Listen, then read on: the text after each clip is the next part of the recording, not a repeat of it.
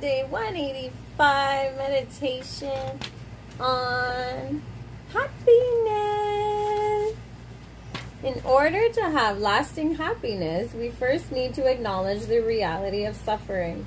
This may be depressing to begin with, but it works in the long run. Although some people prefer to avoid facing reality by taking drugs, by seeking false states of bliss through directionless spiritual paths, or by living life in the fast lane so they have no time to think deeply, they only experience a short reprieve.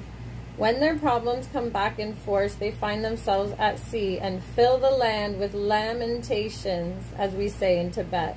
Anger or despair takes over, compounding their initial difficulty with pointless suffering.